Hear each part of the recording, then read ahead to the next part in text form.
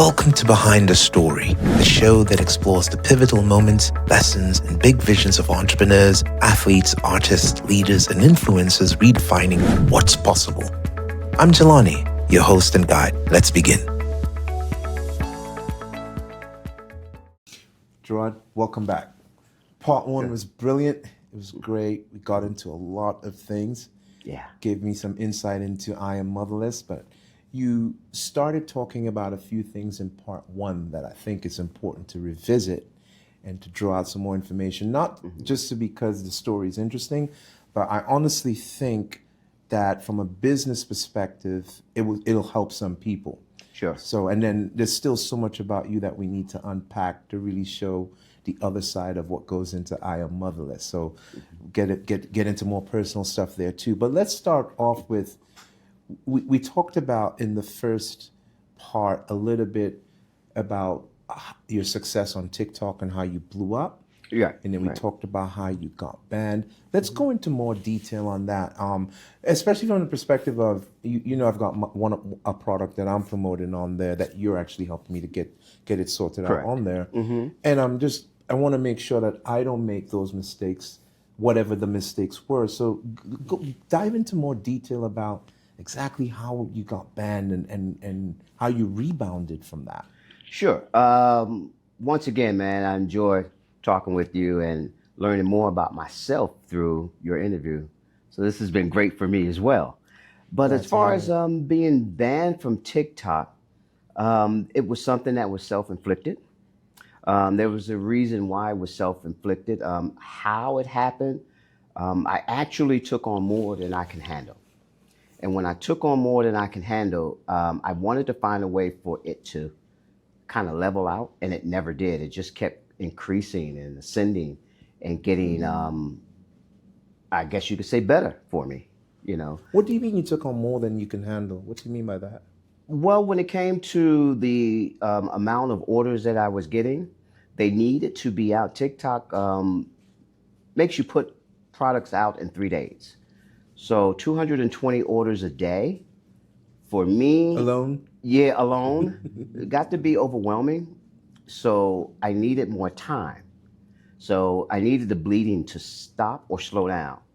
It wasn't slowing down. It can't slow down and it can't stop. Okay. So I had to either put myself in a situation where I was going to get violations from TikTok because I wouldn't get the orders out in 3 days. Within that time frame? Within that time frame. It has to be stamped at the post office no later than the 3rd day of it being paid for. Do they offer any sort of extensions or anything like that? Or they do not. They do not. They do not. So even on the weekends, if you don't understand how the post office works on the weekend where they hold products on Sunday, you know, then it could be delivered late. That can be disputed, but it has to be scanned. It has to be scanned at the post office no later than the 3rd day of it being once you receive the order. That is correct. Okay. Yeah. Okay. So you had all of the volume. You said it was self-inflicted. Why was it self-inflicted? Like, what do you mean self-inflicted? Well, I know if I answer the violations, because you get violations for little things, learning curves. You have to learn how to be productive in TikTok. So you're going to make mistakes. They give you a violation. They want you to appeal it. And then they go ahead and say, okay, now you understand. So getting a violation is not a bad thing. It's more of the algorithm talking to you. Okay. Saying you made a mistake, appeal it, and understand that you won't do it again. So with that being said, I took on getting a lot of violations. And I said, how do I make this slow down? It wouldn't slow down. How do I make it stop? I knew that if I would not respond to the violations, the threat of them closing it would increase, which is what happened. So I started following that. I said, okay, I'm not going to answer the violations. I had over 700 customers that joined in, subscribed to me. So I had the a customer base. Yeah, I had the customer base. I kind of said mission accomplished. I can handle that. If I get the 700 customers, I can turn them into repeat customers. So my mission on TikTok was complete. That's what I wanted. I wanted to increase my customer base. You built your list up. I did build my list up. Now, was I going in there to seek fame and fortune? No, not at all. Because fame and fortune is, for me, It doesn't pay always. it doesn't, and we're going to touch on that too. I'll tell you a reason why it doesn't pay. But I was happy with the volume of customers that I accumulated. Now it was up to me to start doing the external marketing of, email campaign, chasing, hoping, that kind of thing. And it was a success. So I was banned from TikTok. They said, you have too many violations, which I said, yay. And they said, we're going to have to close your shop, which I said, yay. I had time to breathe and work on those 754 customers. So it was a win-win for me. It may not look like a win for most people, because there are a lot of people, Jelani, that don't have a business. They go on TikTok and it's fame and fortune for them. It's their first time ever seeking some acceptance on their business, their new business, where they're selling trinkets and little Yeah, stuff. they don't understand the monetization. Some people think it's just being on TikTok is what's, the golden ticket, but it's not. That's okay. lead generation. Yeah. Possibly sales, but that's what it really is. Correct. So I understood that I was in a different lane. I was already an accredited business where they saw their first time on TikTok bringing them this, acceptance and acknowledgement that they are somebody. I was already somebody. So I had to work on a plan. My plan was to accumulate as many increase my customer base. Right. And I did that. So to say I was banned, I never felt like, You didn't take it as a negative. It wasn't. Not at all. It was almost Not at as though you knew it would happen. You tried to get as much out of it until it happened. I knew how much I wanted from it, and then that's when I started my plan of attack. Okay. Yeah, that makes sense to you? It makes perfect sense. I wonder where you got the idea that the list was important, but we could talk about that later on. You taught me that, actually. So you got banned. Obviously, the transition for you was maximizing that list of customers that you accumulated in order to develop the relationship with them to have the repeat business. How has that been? It's been 98% great for me. Reason why I say 98, let's talk about that 2%. The 2% were just customers that impulse buy. They go on TikTok with a credit card, and if they like the way you look, they like the way you dress, they're going to buy. Right. They want to be part of the community. They're going to buy and be part of the community. My product is not made for everyone. Right. So when you have the light-skinned customer buying the product, they don't like it. They just want it to buy. I understand that. I'm the same way. I'm a consumer. I go on TikTok and let me try that. Right. However, the one thing that hurt me was most of my customers didn't have good intentions. The 2%.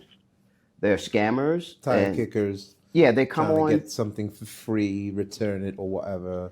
Right. Or complain about it so they get credit for it or something. Well, believe it or not, they try to sabotage their competitors and sabotage people just because that's their wake up. They wake up and that's who they are. It's a real thing where they buy my product, and you can't rate a product until you buy it. Okay. So they would buy it, and you know that this was intentional because they would leave some of the most horrible remarks that has nothing really to do with your product. It's more of a personal attack. Right. So I had to take that, and then I realized, Jelani, the one thing that really pushed me to not want to be on TikTok, was the lack of commitment in the community. Nobody, they pick and choose on who they like. So they would put reviews out on you if you were not part of something, part of their makeup. In other words, the light-skinned people were attacking the dark-skinned people. So so I didn't, Really? That's too much control over my business. Wow. And you get rated, and TikTok, the algorithm will read your ratings, and they will shut you down if you get so many negative ratings. So that was a thing on TikTok where someone else had control over my, destiny, where I was trying to go. And I thought that was a game I didn't want to play. It was a dangerous game. Right. Because if you came on and saw my product and you just read the reviews and you go, oh my. Probably not. Oh my, right. But it's alive and it's a thing on TikTok and it's immature, but I had to deal with it. You know, I haven't purchased anything off TikTok, to be honest. And I'm trying to think. I've purchased stuff off Amazon in the past, and I'm trying to think if I ever looked at reviews on the site. I look for reviews off the site. I So see. so I look Right. at reviews, but I don't look for the reviews on Amazon because I don't trust them. Because you can pay for those and stuff, and there's people that, you know, That's not kind good. of game the system. So I Yeah, don't trust yeah. those. I kind of look for like the independent reviews on Pinterest or the other ones. Yelp. I just actually literally search reviews of the product and see what pops up, and then I do that. If I'm really looking for a review, but most of the time I know what I'm buying. Yeah, right, exactly, So, exactly. but that's interesting that the reviews could have such a profound effect with TikTok, not with the product, but that they you would think that they would be a little bit more intelligent than that, that they would know people. That's something that people would do. It's an algorithm, the bot that reads the review. So it's not really somebody that can decipher what's good and what's Well, even bad. with that, they can reprogram the algorithm to Yeah, true, account for that. If true, they, absolutely. I just it sounds like the Wild Wild West, to be honest. Like it's just so. That Yeah. being said, what would you give? What advice would you give to somebody, for example, that they have a new product and they're like, "I'm going to go on TikTok and sell this." What would you recommend? Do live? Just place an ad? Like or a combination of both? How would you recommend they get started and sustain it? If their goal is not necessarily to build a list, but they want sales.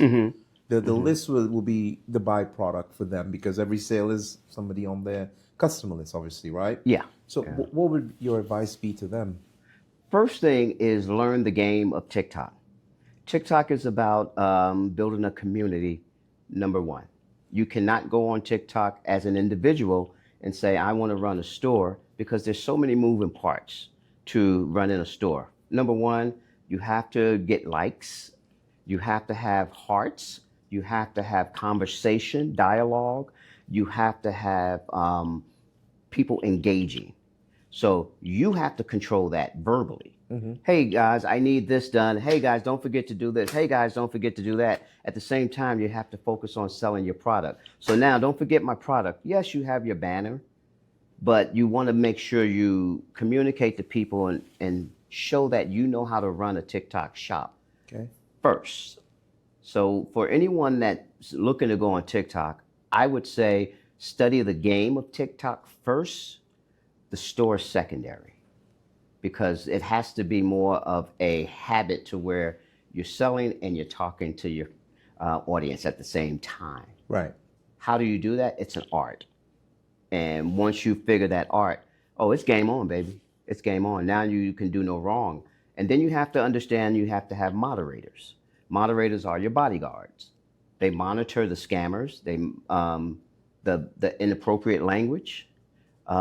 They keep people engaged. So that's another thing you have to monitor. Okay. So it's a lot of moving parts. And that's if you're live. But if you're If just you're placing an live. ad, that's not the same thing. You're just putting out your ad and that's it. Yes, sir. That's correct. Yes, What correct. have you done both or just the live? I've done both. I've done both. Did you get similar success or did the live work better than placing the video ads? What worked better for you? No, it's apples and oranges. They work together, but it's a different attack. The live is I'm engaging. With the ads, you're just hoping people watch it and it reaches the right people. Okay. So it works both ways. You're covering this end and you're covering that end, and you can do the A/B scenario. Which one works? There's no method to the madness. It's just how it works. Whenever it works.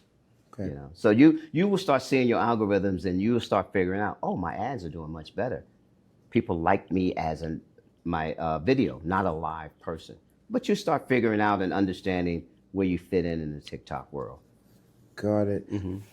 So moving on from TikTok to other marketing avenues that you probably thought about having, have you thought about any endorsements or using influencers or celebrities to help market the product? Yes. The affiliates, they find you. That's their job on TikTok, to find the right product to represent, a good product. So I have affiliates. I have people that came to me and said, Well, they don't actually come to you. They start promoting you, and you watch them because they're part of your community, and it's up to you to say, hey, would you like to continue being an affiliate? And they're already doing it. So it works out great. It's a win-win. Right. As far as reaching celebrities for endorsement, I haven't gone that far yet. I would like to. Would you like to endorse some of my products? I'm not a celebrity, but of Well, course, yeah. I use it. It's first class. Yeah. I can vouch for that. Thank you. I'm Thank not a you. celebrity. But no, I haven't reached out. I'm doing okay with what I have. Once again, I'm a one-man team. I have to, tread water slowly. I have to just walk through this game with more sense than just reacting. How has it been since your band? Are the affiliates all gone as well, or what happened with them? No, my affiliates keep me alive. Oh, so even though you're personally banned, they can still promote and it can still be sold on TikTok that way. Now, check this out. The affiliates are promoting my product and have a banner of my store, where to go, my bio, my website, and so forth. So the amount of orders that come from them is perfect for me. It's manageable. It's manageable. But then, Yeah. okay, so I'm gonna push you on that. Talk about scaling. What have you thought about? Have you thought about how you're going to scale it beyond you, and what's the time frame for that? Well, I actually am. It's funny you say that. I have reached a point where I've connected with different business owners on different projects. So they've given me an opportunity to work on something that's more profitable for me other than the moisturizer. So my attention kind of shifted. So wherever I'm at with my moisturizer company, which is a great position, I have subscribers, I have my customer base, I have over 3,000 customers in my base, I'm good. Another opportunity came in, I decided to say, wherever my moisturizer business is, once again, it's manageable. Right, and we'll talk about that other opportunity because you implied you talked about it briefly in part one. Yeah. So we'll get there. But I have a question for you, maybe something you haven't thought about, and if you have, that's great. But given where the moisturizer product is, I Am Motherless is, and you know what the potential is, and since your attention is diverted, obviously, because you're saying the other thing sounds to be more profitable or potentially more profitable, have you thought about just selling the moisturizer company to somebody or a company that can take it to where it needs to, where it not needs, but where it can go, and maybe keep a piece of it for yourself? So you're part of that success. Because if you've got subscribers, I can tell you, the subscribers is what is the value of the business. So even though the sales may not be an exorbitant amount, the fact that you've got the subscriber base, you've got what you can possibly show as the lifetime value of each customer, and that could project what the potential sale could be. Correct. Of some or all of it. Have you considered that? I'm not opposed to it at all. I've done research on if I should, if I shouldn't. Most people, from what I understand, are against selling their babies. And I understand that. But if you do your research, a very smart businessman puts himself in position to sell his company. How he does it with the numbers, that's totally up to him and, the business. But I'm not opposed to it at all. I'm not against releasing the business and allowing it to grow from someone else. And even if you Take it sell like farther. 90% of it, Correct. You get to benefit from 10% of what the future owners are going to scale it It's to. how you- and 10% of something is better than keeping it as to where it is, and it's just trugging along because Yeah. your attention is diverted. So I just wanted to plant that seed, possibly. Well, that's actually the goal. I'm looking forward to being in a position where I could possibly sell it one day. I do understand how the numbers would work for me to my advantage, paying me a lifetime. Of course, Yeah, the residual, right? Passive Indeed. income.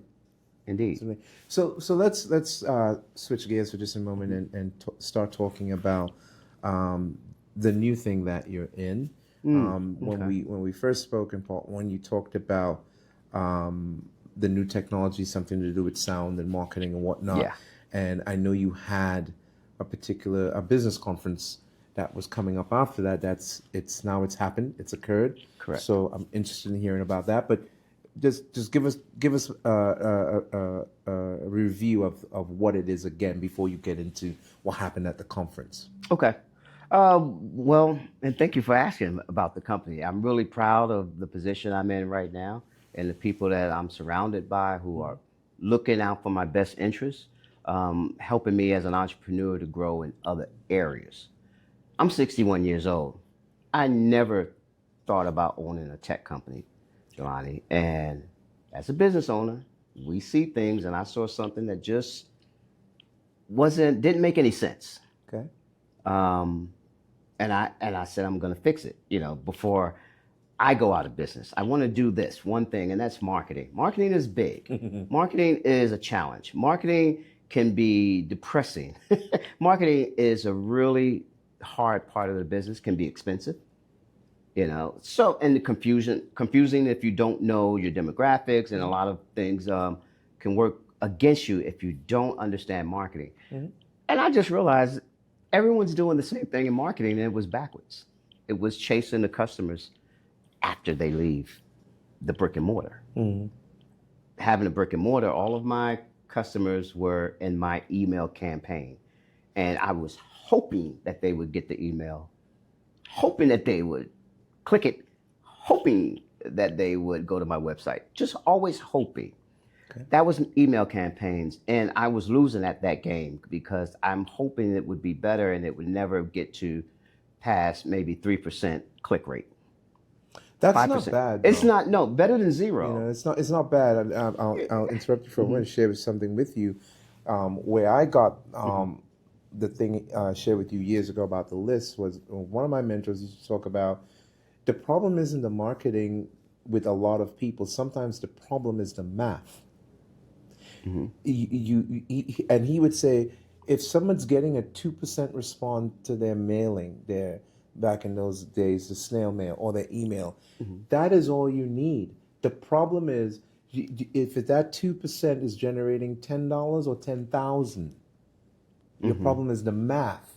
And if it's not, you need to, as you said, not be so attached to your baby. You need to either raise your prices or find a new baby that you can charge the 10,000 to the 2%. Correct. People try to do the reverse. Well, I got 2%, now I can get to 10%. No. Increase the price or create more value for the 2%, so you're working with that 2% because then it becomes reliable. That makes a lot of sense. Math. Yeah, math. Numbers. It makes a lot of sense. Well, here's the thing with me.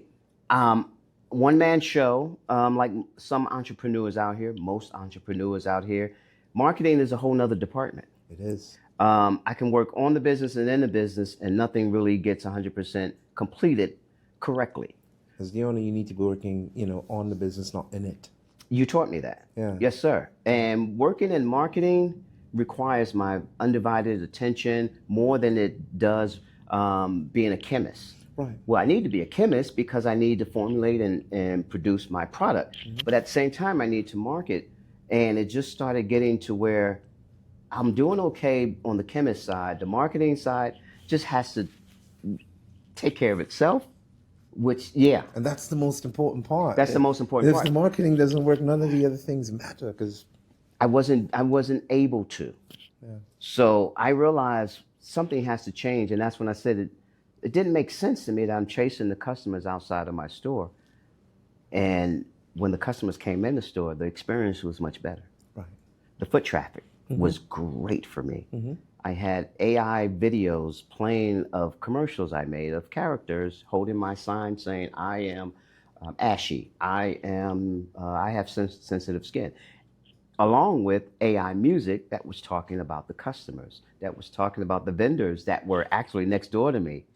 I would time my AI music to the customers as they walk by. They go, did that song just say my name? Yes. So I realized marketing is actually done in the moment, in the space, while people have money in their hand, not hoping that they come. So with that being said, I am partnered with this company called Adio, who embeds tone into overhead speakers, music. Okay. That tone generates a signal to people's phone. Let me not say people, customers' phones, and opens up a prompt, which collects data, the customer's data, Okay. in exchange for discount, free, for whatever you decide you would like to, give to your customer. Back up for a bit. When you say embedded in speakers, what speakers where? Overhead speakers and brick and mortars. So these would be in stores. These would be in stores. So this would be somebody Restaurants. walking by a store, and if there's a speaker, there's a sound. Do they hear the sound? They hear the tone. No, it's an inaudible tone. So they don't hear the tone. So it's sort of like with a Bluetooth Dog whistle. Okay, Mhm, and yeah. that transmit the signal to their mobile. That is correct. And then, do they have to opt in? Is it something they have to allow, or it's just automatic? How does it? No, it's definitely opt-in. So Display. okay, walk me through it. I'm walking by this store. I'm looking for some new J's for my son for first day of school, and I'm walking by. I didn't really see any, and I'm walking by. There's a loudspeaker. What do I get from that store? Well, first and foremost, it's like having your own scent inside of Bed Bath & Beyond. When you walk inside Bed Bath & Beyond, you can smell the fragrance. When you walk out of the store, the scent does no longer exist. It's only the experience of the scents when you walk inside the store. It's the same thing with the tone. Once you leave the store, the signal will not attach to your phone. Oh, so I'll have to be in the You store. would have to I have to walk in the store. Correct. Okay, copy Correct. that. So if I'm in the store looking at the shoes, I haven't seen the one that I want yet, but that's where I'm receptive to that sound on my device. That is correct. Okay, so what pops up on my device while I'm in that store? Congratulations. You just won a free pair of shoes. Buy two, get one free. And do I have to click on something to allow it or accept it? What does it look like on my phone? Yes, it is a call to action to tell you to tap here. And once you tap, you've won. You've won a discount. You're going to receive your discount, or you won this. And you just fill out your name and email and meet me at the counter. So it's total customer engagement. Why is it different? No other platform engages the customer in real time. Everything is after the fact. In other words, most businesses will send you an email and say, bring this code in and show us. Right. Well, we got too many distractions today. I don't save them. I delete. Exactly. I delete them. I'm a not consumer. yeah. I'm the same way. I did a trial myself, and if I go away from it, I can't find it anymore. and I'm dealing with the next QR code. I'm dealing with the next retail store. So we actually do customer engagement in real time. Right. And it's a unique experience that unlike anyone else is doing. We're provisional patent protected. So no one else is allowed to do what we're doing. And we're measuring business results from that. So who owns that who owns me, that list? So once I click on the whatever I saw on my device, Yes. and I've got the discount, you said I've got to put in my data like name and email. What do I put in? Name, email, phone number? We can customize it to You whatever you customize, like. okay. So whatever I put in, who now owns that list? That store, you, the company, who, what list am I on now? Well, Or is it that's both. okay. Now that's a pricing tier. Okay. You can opt in as a business owner to have full control and access to So I that. build the list as a business owner. You build the list. Okay. I still will have access because I control the dashboard. Okay. So as a business owner, I've opted into a particular program where I'm owning the list of the customers and I'm giving the discount, but you also have the customers' data as well. Correct. Okay. Correct. What good is it for me? Not as good as it is for you, because now you can start your email campaigning from that. Okay. Me, on the other hand, I might decide to give it to sponsors, opt in with sponsors, say, hey, I have a $3,000 list here of customers. And these are actual buyers because they've taken a discount, which buyers lists are the most valuable list of all. So how is it going from the perspective of how are you getting the businesses? Are you, because you mentioned several times you're a one-man show. It sounds like you still are. Yeah. So are you physically going around to businesses to ask them? Are you calling? Are you emailing? Like, what's your process for getting this technology out to the businesses? This is crazy, Jelani. This is one product where I have to actually show up. Exactly. That's why I'm asking. I have to That's show why up I'm asking. physically. So check this out. The best way for me to handle this and scale this, you have to have at least 10 to 25 stores for me to even approach you. Because I can't do the groundwork of going to 25 different franchise stores. Right. I need people that have franchises. If it scales with one franchise, then it'll work. If it works here, it's going to work in all your other stores. Obviously. Right. So I do a Planet Fitness, Subway, McDonald's, Starbucks, Olive Garden, movie theaters. How are you doing getting past the gatekeepers? Because obviously these are corporations. So you're not are you going in? They're corporations, some of them, and some of them are franchisees. Mm-hmm.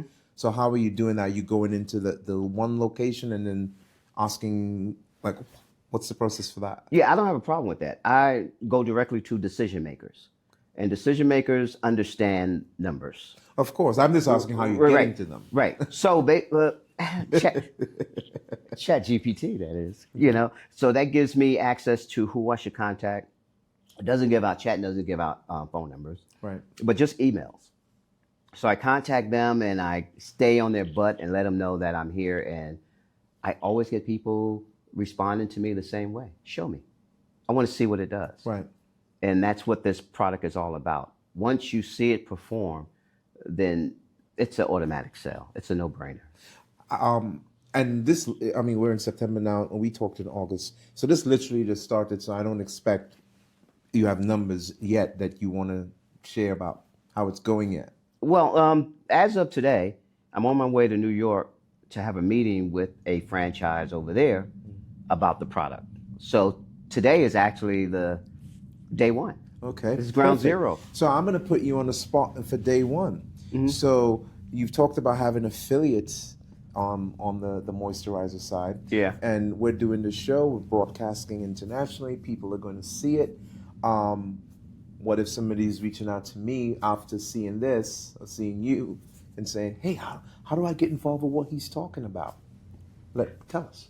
Well, actually, to get involved with it is... meaning to be a customer that can use the technology, or somebody who can make money off of. I would honestly say if you don't have a franchise right now, you won't be of help to me because I'm just starting out. I have to have proof of concept. So I'm looking at starting out with big numbers. Okay. Small retail stores may not opt in because their need is not, their foot traffic is not what I'm looking for. I'm looking for large volume.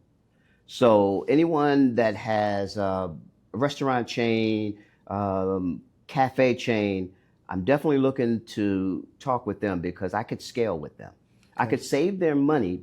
I could save them a lot of money and also help them to make a lot of money. Okay. I am not in the business of making money off of you. I'm looking to make money off of the scale. So the amount of subscriptions I get is going to be. And my apologies. I guess what I was saying was not so much you making money off of an affiliate per se, but more of the affiliate making money off promoting the technology.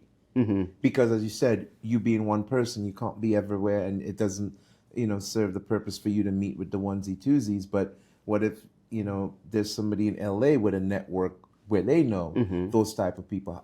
Are you open to somebody like that getting involved? Not yet, because I do understand that a lot of people don't know what this technology really is about, except me and my partner. Okay. So I would love to be a mobile salesman. If they need me to come out and work with different companies and talk with them, I can. As far as anyone else, if they don't see it work, which means if someone in Oklahoma says, hey, I know someone here, you would have to fly to Oklahoma. I would rather do it myself and not have people not understand, even though I just started out. I need numbers in order to really explain it to people. So I get how it's monetized for the business, obviously, because they're offering a discount for a sale. Right. How is it monetized on your side? You're just charging them for the technology, or is it a monthly thing? Is it like a setup fee and then they pay monthly, they pay a percentage? How is it monetized on your side of it? There's tiers, starter, intermediate, and premium. Okay. For one, I have access to over 10,000 songs in different genres, depending on how many hours you want of rotation for your business. If you don't want repeated songs, then you would buy a certain category. That's for you. You want So they wouldn't be spinning their music and that they have, and you embed the tone. You would be providing the music content with the tone. Well, it would make sense for them to come through me because they're still paying a licensing fee with BMI, ASCAP, and SESAC. Right. Why would you want to pay the licensing fee and then pay for me to have a tone come in? You're paying on two different things. Right. Where I can take that licensing fee from you and just basically embed it into my tier. Right. So you're not double charging the customer, or they're not double paying. Right. So that's the beauty of it. I take away that licensing fee because the music itself is just noise. It does nothing. You're paying for something that does nothing. And that's what I want to get people to understand. Makes people feel good while they're shopping. Well, we do the same thing. We, in turn, we study your DNA, your logo, your colors, your mission, and we create AI soundtracks made just for your business. We talk about your product. We talk about you. We talk about the theme. Do you want relaxing? Do you want exciting? We give you all of that element from a hip hop song. Mm-hmm. If you 5 o'clock, your crowd is hip hop, young, they come in. Oh, we can add the same element and the same feel because everything is a vibe. So we want your vibe, your DNA to be in that music. Got it. Mm-hmm. Yeah. It sounds cutting edge and very interesting. I'll be curious to see. We can meet up again in 6 months and see how it's going from that perspective. But so want to switch to a little bit more personal things, but still related to the business. And here's where I'm going with this. Okay. So in the first part of the interview, we talked about how you came up with the moisturizer, the connection between you and your mom, and how that recipe was passed on to you, and how everything was done like that. And that business, you could, anybody watching this and me speaking with you and knowing you as a person can sense the passion. Mm-hmm. It's obvious. You're really connected to it, and I think, if I may be so bold to say, part of the success is that connection because it comes out of you. Mm-hmm. And when you're on TikTok, for example, that came out of you as well. The new business and the technology, I don't hear a connection other than monetary, which is not a problem. Right. This is capitalism. This is where we live in a capitalistic society. It's all about making money. So it's not a problem, but I want to ask you, how are you reconciling that, where you're switching from something that has such a spiritual connection between you and your mom to something that what I'm hearing is just dollars? Mm-hmm. So, interesting question. Very good question. The moisturizer, Addio, the name of the company is ATTG, Addio Tone to Go. Okay. And that's addiotonetogo.com for more information on it. It's actually a vehicle to promote the product of my moisturizer. Okay. So in other words, companies who don't have anything to give away, I supply them with the moisturizer. They can offer that as a free gift. So I'm pushing my moisturizer through the Addio Tone to Go. I'm adding value to the customer by exchanging the information for a product. It could be shirts, socks, anything. People love that word free. So let me stop you. So, for example, let's just say I own 5 restaurants, but I'm like, I'm not interested in doing any discounts for that stuff. You're saying I can still be involved as a business owner where you put it in my 5 shops, but what my customers will be seeing would be a promo for your moisturizer. Absolutely. And what do I get as the business owner with the 5 shops, the 5 restaurants, sorry? Number one, you get that customer list. That's what I could offer. So even though they're buying from you, you're saying now I have them on my I have their data as well. Right. You said when the customer's buying from me or the Right, because what business? I'm saying is I own restaurants, and I'm not doing any promotions, but your product is embedded in my music speakers or whatever, Right. and but the promo that my customers are getting are the promotions for your moisturizer. Right. So obviously you're getting the customer, even though it's my customer in my location. You're getting the sale. Right. What am I getting? That's something that can be worked out based on the tier that you purchase. I can white label that. Everything is negotiable. This moisturizer is something where you can give a customer for free, regardless of what it is. Like I said, necktie, whatever a plant you can give people. But if I'm going to give away a moisturizer, the customer doesn't know who I am inside of Olive Garden. Right. So if I customize and white label that jar to be a Olive Garden product, it's a win-win for them. My job is to supply something for free, which I'm in the business of giving away my moisturizer. We mentioned that before. My mentors told me you're gonna have to start giving away some things, in order for people to understand what you have, because you have a tangible product. You have something that needs to be tested. You can walk the streets and say here, here, here, or you can strategically do it this way. Nothing wrong with free with a plan. Nothing wrong with that. Indeed. So it sounds like the answer to that question is really, this new technology is a marketing methodology to promote primarily your product, the moisturizer, if the businesses that you are soliciting don't have something they want to promote as well. So that's the connection. So it's not like you're abandoning it. Correct. To go there. You're using it as a vehicle as well. Okay. So I don't have a problem exposing that. I'm still trying to, promote my other business as well. Right. So everything is transparent for the businesses. How do you want to pay for your subscription? And we'll just take it from there. I haven't had my first subscription as of today, but I can't wait to get to New York and find out, which level that they want to start with. So this is exciting. Good luck with that. I mean, it's always brilliant to have that first one. I've had lots of firsts with things, and you never forget that first. It's always brilliant. So good luck with that. But so you've got the moisturizer, you've got the technology now that you're going to be using to promote it. And let's rewind and back up a bit, going back more personal again, because I know we talked about in the beginning how you came up with the moisturizer and where it started and what you were doing, and we talked a bit about where you're from, New Jersey, and your dad and whatnot. And I remember you saying one of the reasons that you didn't go that route was because you didn't want to just be what everybody else expected. Yeah. But I remember you telling me you did at one point. I did it. You did. How did you go from not wanting to follow in the footsteps of your famous dad in the music to actually doing it for a period of time? How did that happen? The desire to be creative and expose it. It was burning inside of me. I knew I had it. It's in my DNA. And I wanted to jump in the water and see how well I could do. I knew I was going to do well, but how well was I going to do? So it was never a question of me never doing it. It was a matter of when.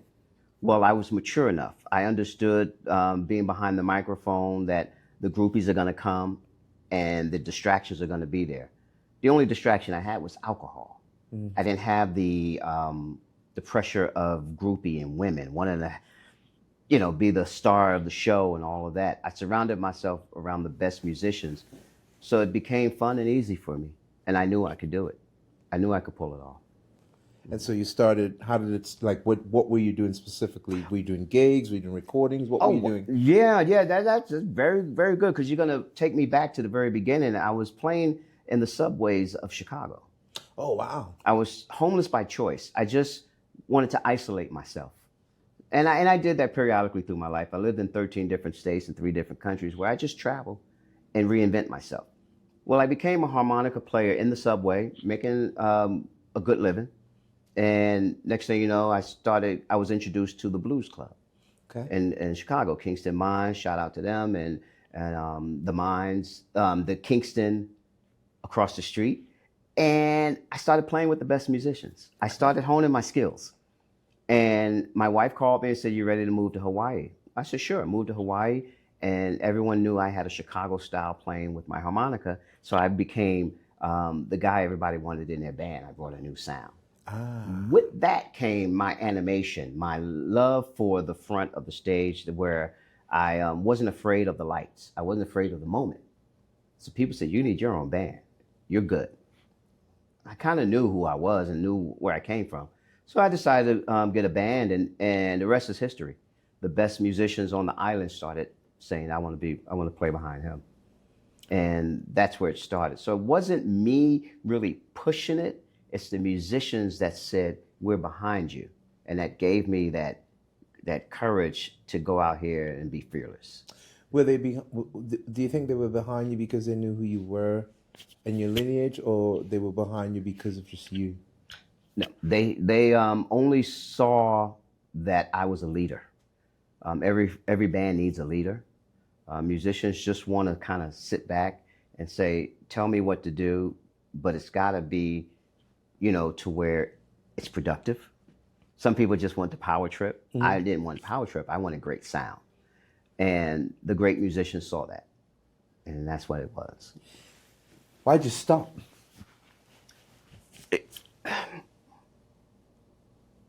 Two reasons. One reason, I got too big.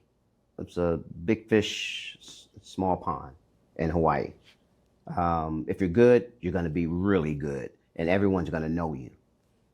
I didn't like that attention.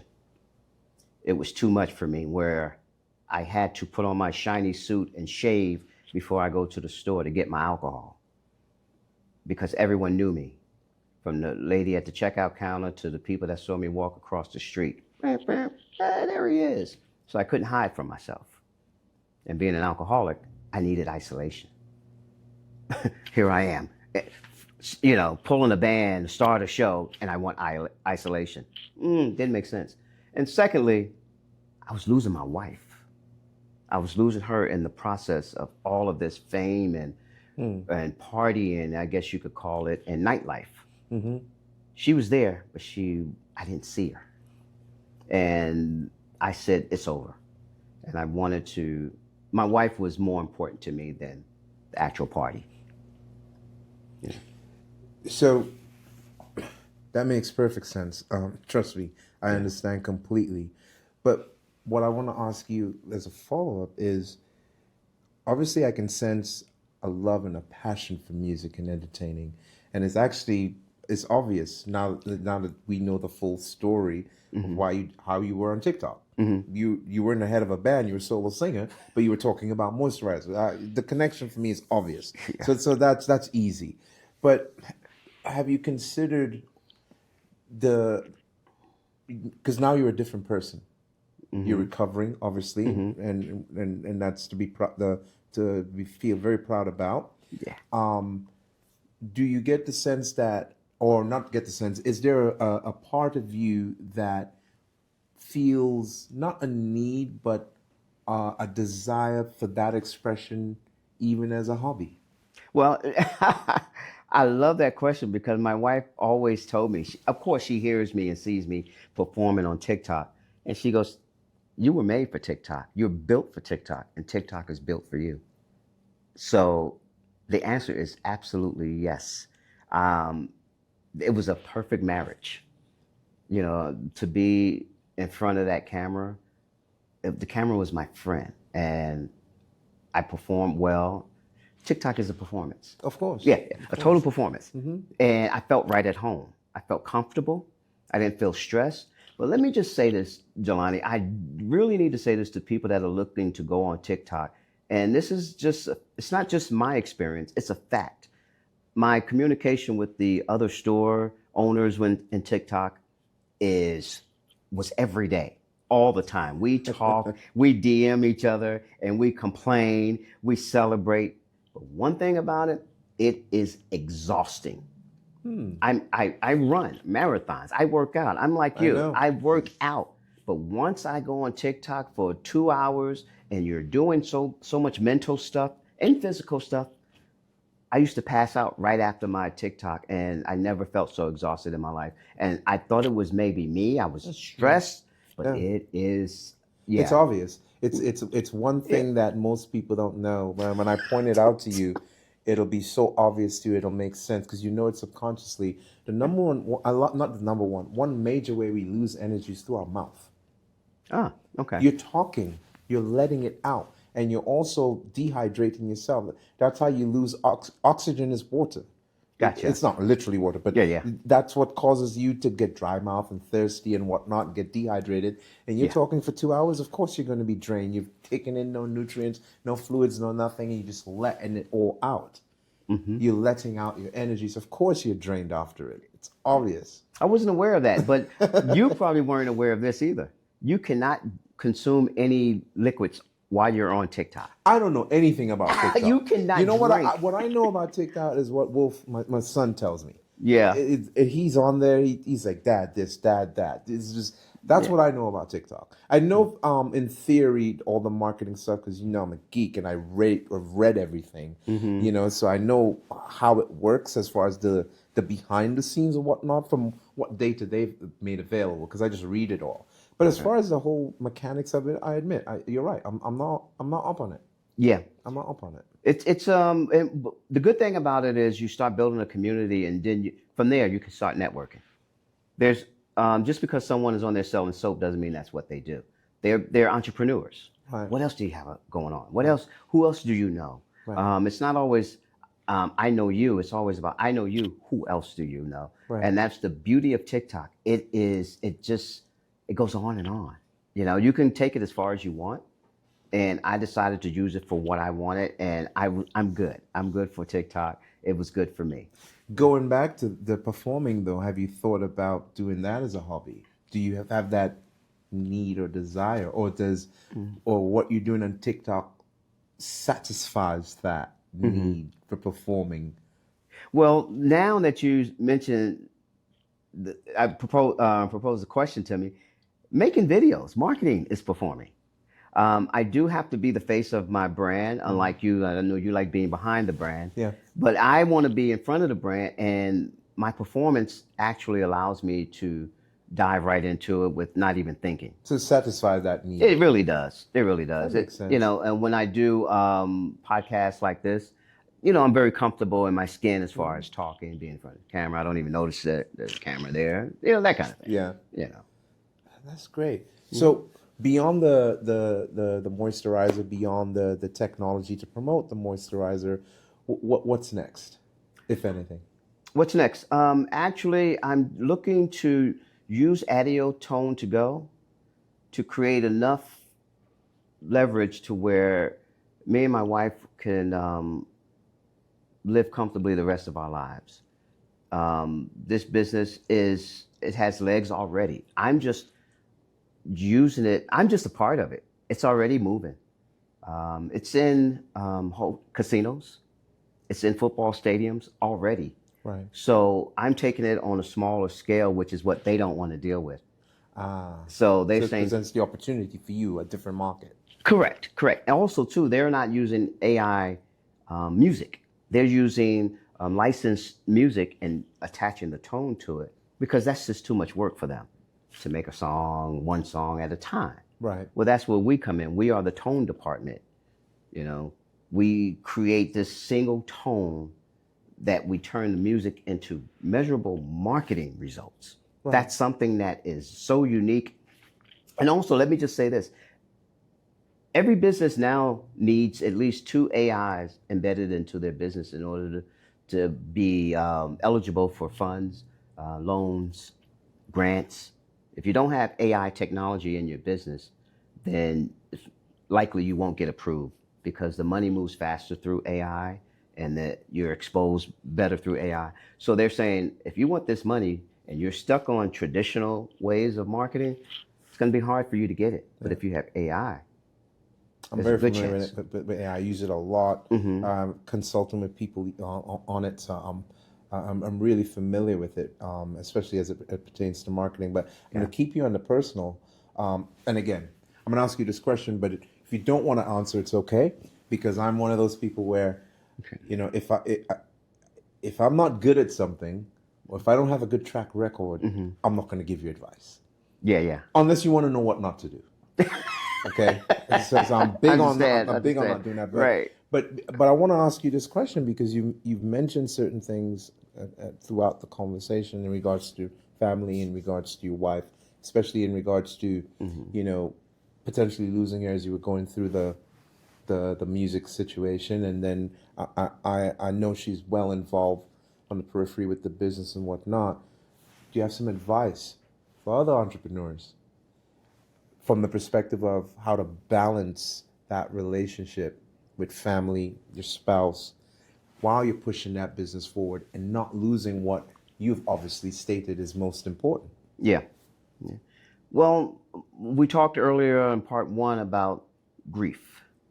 I can't give advice to everyone about losing their mother because I don't understand the relationship that you had with the mother. I can just tell you how I dealt with grief because I understand my relationship with my mother. Now, when it comes to answering that question, I don't know the relationship of everyone that I'm giving advice to. So I really don't know how to give advice. I can just tell you my story, and hopefully you can grab something from that and say, I can add that to my, way of thinking and dealing with my spouse or my significant other. But as far as balancing that, I wouldn't include a spouse into the business. Okay. Why not? Because there's certain hats that you have to wear in business versus being a husband. If I'm being a husband, I'm the boss. When I'm home, she's the boss. Sometimes that gets confusing. The wife is usually running the show, and she can actually just interfere with you because she runs on autopilot as a woman, as a mother, as your wife, to make sure that you're doing things correctly, but they're not business smart. So now everyone, not all, some are, but yes. But yeah, some. And once again, there you go. I'm speaking from your perspective, exactly. Yeah. So me as a business owner, knowing my business, understanding, building the business, my spouse cannot come in and tell me what to do. She didn't build it with me. She doesn't understand it. She just wants to see me do well. Well, doing well and making business decisions is two different things to me. I understand you mean well, and most spouses mean well, but are they involved in the business? If they are, then what I say is me. Right. Now, I understand completely what you're saying. It's different roles, different relationships, different situations, and I got nothing. I got no advice for anybody on that. I'm not even going to pretend to say. What I will say is this: I was telling you off camera that one of the things I learned was I've been alone for too long, and not a lonely person, but alone to where I operate a certain way. Where when people were getting close to me, my wife, my son, I felt encroached on, like what's going on? I realized, wow. You've been alone too long. You've been operating alone for so long that you lack the really good skills to integrate with other people in your space. You're such a geek. You're such a geek. Yeah. And all praises due for my baby boy, man. I mean, he's 12. He's not a baby, but he was the one that helped me to learn that lesson because he was following me around, and I'm looking at him going like, what are you doing? He's like, Dad, what's the problem? I just want to be around you. I'm like, why? I'm not doing anything. I'm working. He's like, yeah, I'll just sit here. And he literally sits in the chair in the office and just hangs out. And I'm thinking, like, is this normal? Like, you know what I mean? Right. I couldn't tell it. And I say all that to say about the roles where, like, even with Lonnie, like, she's not involved in the business in my business at all, or my work at all. And it's because I've been alone for so long, I operate everything a certain way. Like even with my assistant and my virtual assistant, I operate everything a certain way to where if she was involved, I wouldn't know how to handle that. Just like, what are you doing? Yeah. Because I couldn't delegate to her, for example, the way I delegate something to my assistant. Not that I speak a certain way. I'm the same way to everybody. I think you know that. Yeah. But I speak to Lonnie a different way than I speak to my assistant. It's just different. You know what I mean? So I understand what you mean when you say the roles that you have as a husband as opposed to the business owner, and not having them involved unless you built it up together. Correct. Because right. you know my history. I was in a situation like that where I built something from scratch with a person, and Right. I wouldn't do it again because we ended up just being friends and partners and not really life partners. I gotcha. You know, Right. And for some other people it works. You know, I've seen stories. Other Sure. people it works to each his own. So I get what you mean by not talking to everybody, just telling your story. Correct. So, well, you know, it's a lot you've got going on. You've got the lots of things happening with the moisturizer and the new sound technology for marketing it. I'm not going to ask you what else you're going to do because you probably shouldn't. No, Probably absolutely focus not. on that. Those two things. is all you Then should I would be doing. alone like you because I would have to isolate myself, from the world. Yeah. And I understand when you say being alone, it's lonely at the top first and foremost. You're doing great. And I felt bad, just to be clear. I felt bad in that Sure you moment do. when I Sure. felt that because my baby boy, he's my boy. Sure. And like, why? Wow, it was just weird. Right. Right. You know, because I mean, you know, he lives in Europe with his grandparents or whatnot. So I only have him in the summer when I'm here in the U.S. But so that's why he's not around me all the time. But man, it was just I felt bad. Right. Right. It wasn't a good feeling that wow, I've been alone for too long. It's great. No, I felt like this sucks. I need to be with humans. Like You're right. what's Balance, but to be fair, I didn't realize that it was a problem. Sure. Absolutely. You know, I understand. I'm not unhappy. I like it. You know, but I realize it's a problem because we live in an interdependent world. People focus on independence, but the real thing to focus on is interdependence. Yeah. Because what my dad said to me once, he says, look, you don't need people, but you need people. And what he said was, people turn up the volume of your life, of everything you're doing. And what he said was, from this perspective, he said, listen, if you're watching a funny movie by yourself, it's funny, right? And you're laughing and it's great, isn't it? I'm like, yeah. He said, how much funnier or more fun it is if you're watching it with your friend and you're both laughing. So you didn't need him because you were watching it alone and it was funny. Correct. But Correct. he's there now. The experience is amplified. He said that's the secret to interdependence. People turn up the volume of your experience, negatively and positively. Correct. So you've got to be careful, he would say. But I realized I've been on the independent side for so long. Even when I was with other people, it was not a good thing. Now, I would have a problem if you weren't being whatever we call successful, but you're very successful at what you're doing, and Well, you're very have a kind. problem of isolation or loneliness, and I understand what you're saying, but you don't see what I see is that I think you're doing quite well with this loneliness. Well, it's gone now, thankfully, because I have, Wolfie with me pretty much all the time now, and Lonnie, she's always there. So, Right. I'm not alone anymore. It was just that I learned that this summer because they were both with me at the same time. Before it wasn't Lonnie and I. We're doing our thing. And, Yeah. And then Wolfie comes, and so this was the first time there was all three of us, and I was like. Right. Gotcha. So that's where that epiphany came from. So, But Gerard, again, it's been brilliant chatting with you. Thank you so much for doing this. We're probably gonna have to have part 3 once this technology takes off. But I really appreciate you taking the time. It's been great. I see it coming. I see a part 3 coming. I would love to sit and talk with you again. Absolutely. Thank you so much, brother. Thanks again, man. Appreciate you. All right. All right.